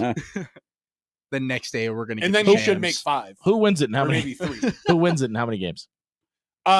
Pacers in 6. My heart wants to say Pacers in 6, but I really do feel like this is Thunder in 5. Thunder. Oh, yeah. In 4. Whoa. Ooh, sweep for the bad guys. Yep. Give me the Pacers in 6 as well. That was the NHL Hockey Corner in the NBA basement. If you missed it, check it out at soundcloud.com/afterhours1620. It was brought to you tonight by our friends at AX Plumbing. Home Residential, they do it all. Check out axpservice.com for all your water heater, gas piping, and backflow prevention issues. AX Plumbing is locally owned and operated. They'll leave your home or business cleaner than they found it. Check out axpservice.com for more details tonight. We'll be right back on the other side of the break. Creighton, Nebraska's baseball season, both respectively over. What does it mean? We tell you. We come back. 1620 The Zone. Whether it's Pacers in 6 or Thunder in 5, more importantly, it's going to be Dan in 20. That is how long it is going to take me until I get to go to one of Pepper Jack's great local locations and get my steak gunner Philly with all the vegetables, including that jalapeno juice to make it extra good. And of course, now with their new sides, I can get cheese curds whenever I want. So if you want to be like Dan Campanen and meet me at Pepper Jack's in 20 minutes, you got to get in that car and go get you some Pepper Jacks tonight. 24/7 threat monitoring, expert tech support, streamlined communications. Allo has a solution for that. Protect your business with Allo Business. Comprehensive firewall security, Microsoft Teams voice-integrated communications, cybersecurity and IT support managed by experts. From productivity to peace of mind, Allo has a solution for that. Allo means business. Protect your business by visiting allofiber.com/business. Did you know that Bellevue University is making a major investment in its athletic programs with a new $25 million athletic center? This state-of-the-art facility will feature multiple practice and competition courts, a modern 6,800 square foot sports performance and fitness center, an advanced golf simulator, and a new lounge area for our student athletes. The athletic center will open in early 2025. Come see the future of Bruin Athletics. Schedule a tour, meet with other athletes, and explore Bellevue University for yourself. Visit BUBruins.com. When you shop local, you help strengthen our community. So if you need roof repair, gutters, siding, even windows, call local Pyramid Contractors. They're the #1 roofer in Omaha for more than a dozen years. Let Pyramid Contractors come and give you a free estimate. Give them a call at 402-502-9300. That's 402-502-9300. Or visit them online at PyramidRoof.com. Never settle for less. The temperatures are rising outside. Don't let them rise inside. Controlled Comfort is your go-to for all things residential and commercial HVAC. Schedule an appointment today to get your AC checked out before summer gets here. Don't forget to make sure that your filter gets changed too. Head over to ControlledComfort.com and get the details on their annual maintenance plans today. For all your home and business needs, Control Comfort is here to please. Control Comfort keeps it under control. Life is unpredictable, with seasonal storms and plumbing issues hiding around every corner. You can't predict the future. So when life happens, go with a trusted, reputable company like Paul Davis Restoration. Fire, water, mold, or storm damage can all be restored by Paul Davis Restoration. Don't live in the aftermath of tragedy. Restore your home today. Call Paul Davis Restoration at 402-553-0373 today. Hy-Vee turns 95 this year, and Chesterman Coca-Cola is giving you the best prices on all your favorite Coke products now through the end of May. Powerade 20-ounce 8-packs are just $5.99. Coke 12-pack flavors like Pib, Fresca, and Fanta are also just $5.99 starting May 12th through the summer. And Coke 1.25 liters are just $3 for $5. Catch some baseball, wish Hy-Vee a happy birthday, and drink your favorite Coke products to celebrate. Criminal, civil, personal. If you or a loved one is facing a lawsuit, let Williams Law represent you and your family today. With more than 20 years litigation experience in Nebraska, Williams Law will defend you with the dedication you deserve. If you're facing a DUI or if your son or daughter has been accused of a crime, Williams Law is here for you. Call 402-522-6317 to get a free, no-obligation consultation and to get the representation you deserve today. Now back to After Hours with Jimmy Allen on 1620 The Zone.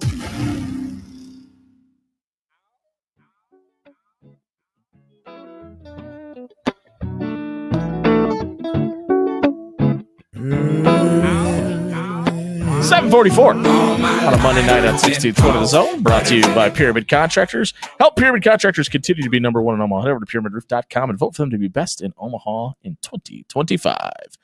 Speaking of 2025, the 2025 college baseball season has come to an end for both red and blue Nebraska. Nebraska finishes 33-29 on the season. Obviously, a very disappointing season from an injury standpoint, from a win-loss standpoint for Will Bolt and his team, but they still win the Big Ten tournament, as we all predicted before the season, before the tournament started. Right. And they make it to the regionals and won a game. They did. Did they though? Like, did anybody feel great about the end of that Holy Cross game? Like, you're still kind of, do we really belong here? Are we a dropped catch against Michigan State away from not being here? What was the final score? They win the game, but that was a rhetorical question. But Oklahoma dominated Friday. The Huskers get 4 runs in the 8th inning, but just not enough gas in the tank. And then the Holy Cross game, I mean, even after Hogan Halego's single in the 8th that put another runner across the plate, like, you can almost feel that entire team holding their breath. Like, are we going to be able to get out of here with a 3-run lead? Yeah. And to your point, and Dan's point, apparently, the final score is 4-1, so that means they win. They get to move on to take on Oklahoma the next day. And the Sooners learned their lesson from Friday night, and they touched the gas and never let their foot off. You felt okay going into the game because Will Walsh was on the mound, and he's given you some big moments in his career. But he gives up 6 runs in the first 2 innings, and 5 of them earned. Meanwhile, Cade Crossland on the other side probably could have gone the whole game if he wanted to. He gave you 7 innings, 1 run, and 9 strikeouts for the Sooners. Nebraska has a problem stranding runners on base all season, and it happened in spades in this tournament as well. And it has been a problem even when you had Max Andersons and Bryce Matthews of the world to clean up. And for whatever reason, under Will Bolt, this has been a problem for this team. Yeah, I do think, though, given the injury troubles that they had and all the struggles that they had throughout the season, to go on and win that Big Ten tournament and get It's a win incredible. Yeah. in the NCAA tournament, like It probably bought Will Bolt some time. you have to give him credit for coaching this team the way he did in the postseason to get them to at least that point, because they did not Fair have enough. the horses to get much further than they did. No. It's just a fact. And that was kind of my sentiment after they won the Big Ten. And by the way, that comment, I'm not saying Will Bolt was going to get fired this year, but No. it probably buys him a little more clout at the end of next season if things don't go well. But when they won the Big Ten tournament, I said, "Be careful what you wish for." They didn't really feel great about going to a regional and winning this, because I don't.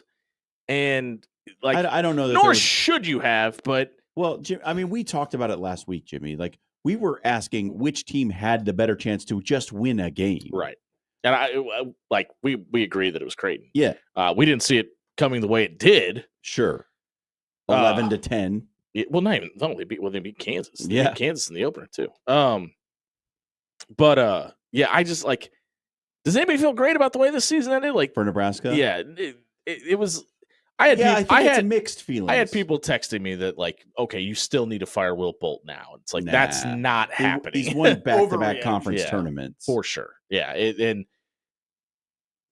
there just seems to be a miss right now, and it's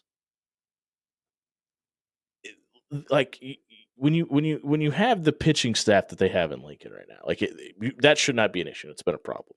When you have the hitting power that they've had over the past 5 years, it shouldn't be a problem. It's been a problem. Like they just it doesn't even the good years, even when they made it to the Fayetteville Super Regional, like it never felt like a complete team.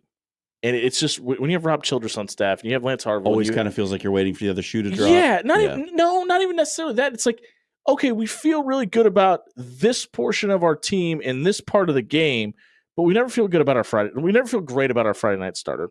You felt great The about Friday night starter got injured very early. Well, no, this I mean, season. like even when Cade Povich was on the mound, like you felt good. You didn't feel great about it. Like you felt really good about Spencer Schwallenbach coming in relief and playing some field, but you didn't feel great about it.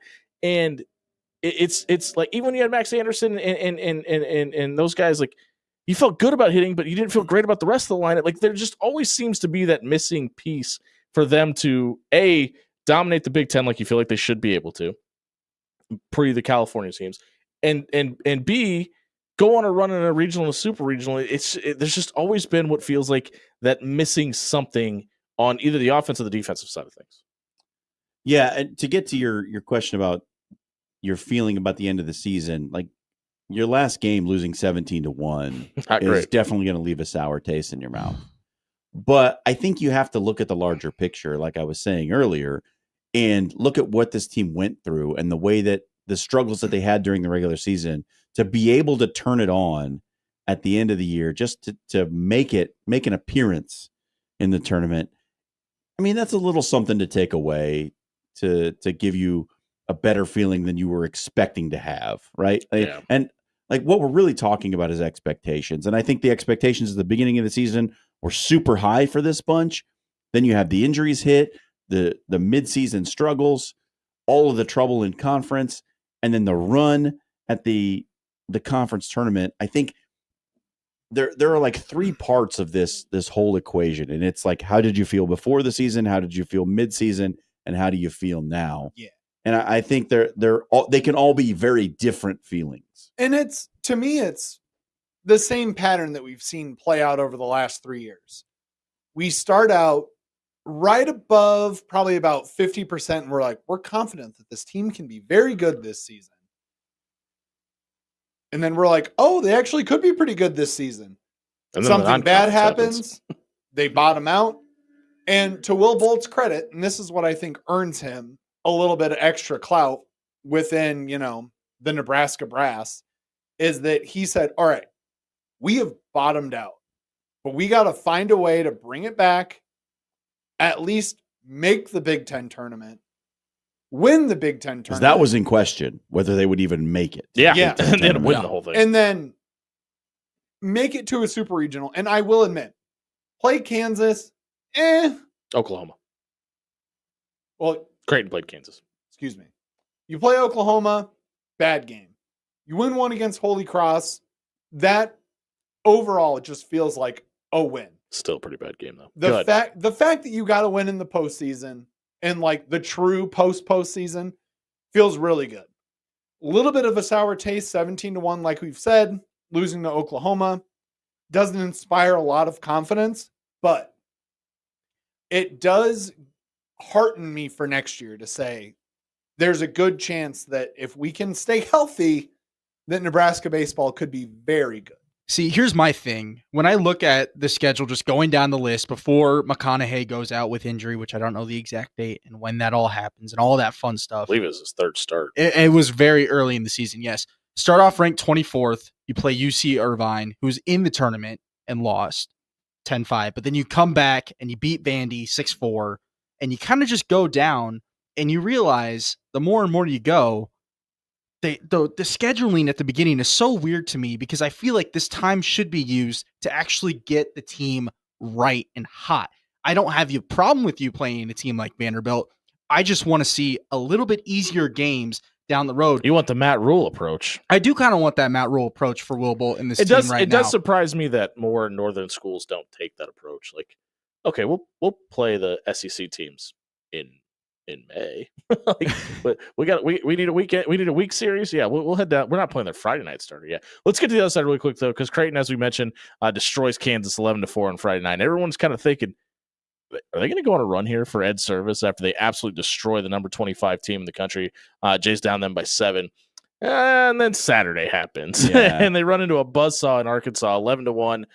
Most of the game, the Jays finally get on the board, but end up losing 12-1 in the finale. And then they lead North Dakota 10-3, and then they kind of let the wheels fall off All for a hell minute broke there. loose. Yeah, and then it gets tied up at 10 apiece before the Jays actually have the first walk-off in the postseason in school history to continue Ed Service's run to a possible run back to Omaha. But unfortunately, they had to go back up against Dave Van Horn in Arkansas. Jays only scored 3 runs on one swing of a bat. Was an absolute blowout. And Ed Service's career comes to an end. And one of the more beloved personalities in this entire community, another absolute legend at Creighton, walking away. Too bad that, I mean, it's listen, we've agreed that Arkansas is probably the best team in the country right now and playing the best for sure. It's just too bad that they couldn't go on a little bit more of a special run here. But a very cool game against Kansas and a really great feeling. You know, we talked about it too. The draws for both Nebraska and Creighton were not beneficial. Like they just. But it's a tournament. The number 1 overall seed didn't even make their championship. Sure. It's not to say that it couldn't have been done, but like we thought Arkansas was. I think Arkansas is still surefire. Like championship series, College World Series. Like they look like the best team in the country right now, especially with Texas and Vandy being out of the tournament already. Well, there it is. Arkansas is going to get swept in the Super Regional. The curse of the After Hours Lounge. Yeah, it's still a pretty good way to send Ed Service into retirement. I mean, you make it to the NCAA tournament, you're one step away from a Super Regional, and he's leaving this program in really good shape. That's going to do it for us here on the After Hours Lounge tonight. If you missed any of the show, listen to it at SoundCloud.com/AfterHours1620.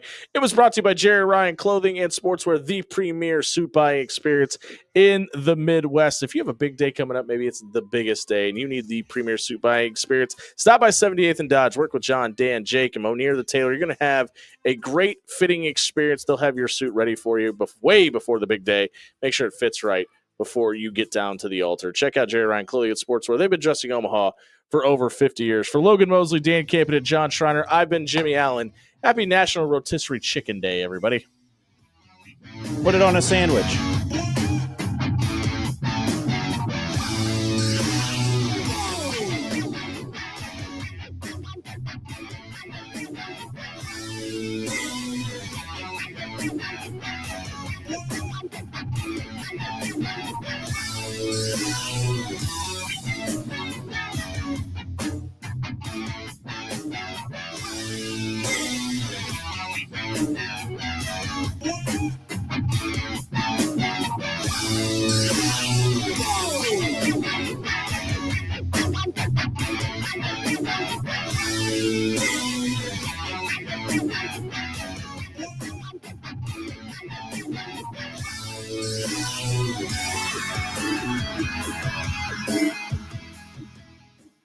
Look, your Philly's lonely. Your burrito begging for backup. Your rice bowl needs a hype crew. Enter Pepper Jack's new side.